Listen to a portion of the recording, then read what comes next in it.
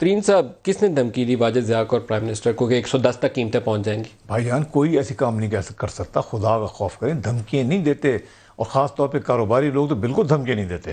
یہ جو ہمارے شوگر مل ایسوسیشن والے ہیں، یہ انہوں نے شاید اسی میٹنگ میں ایک دفعہ یہ کہا تھا کہ آپ اگر ٹریڈرز اور ان لوگوں کو ہیراس کریں گے اور اگر سپلائی لائن چوک ہو گئی تو that will be create a crisis, تو آپ مہربانی کر کے سپلائی لائن کو کھلا رکھیں۔ بیسیکلی یہی خبر ہے نا کہ 110 تک پہنچ جائیں گے، 100 تک تو رمضان کے اندر اس رپورٹ نے ڈالا ہوا ہے کہ 100 میں رمضان کے مہینے میں انشاءاللہ نہیں پہنچیں گے، سٹاکس بہت موجود ہیں، اور جتنی بھی میرے پاس سٹاک موجود ہیں، آپ میرے سے سارا کا سارا سٹاک خرید لیں آج، کتنے میں؟ جو بھی مارکیٹ ریٹ ہے اس وقت خرید لیں۔ ٹینڈر کریے گا، نہیں تو پچھلی دفعہ کی طرح ڈرامہ ایک نیا شروع ہو جائے گا۔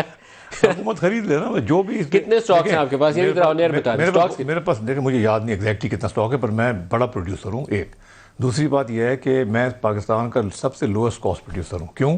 کیونکہ میں ایفیشینٹ ہوں، اور ہر مل کی کاسٹ فرق ہوتی ہے، تو میں سب سے سستی چینی بھی میں بیچتا ہوں۔ اگر آپ پورا حساب دیکھیں گے نا تو کیونکہ مجھے بہت بیچنی پڑتی ہے، میرے پاس ٹو سیل لاٹ کوانٹٹی میری سستی بیچتا ہوں۔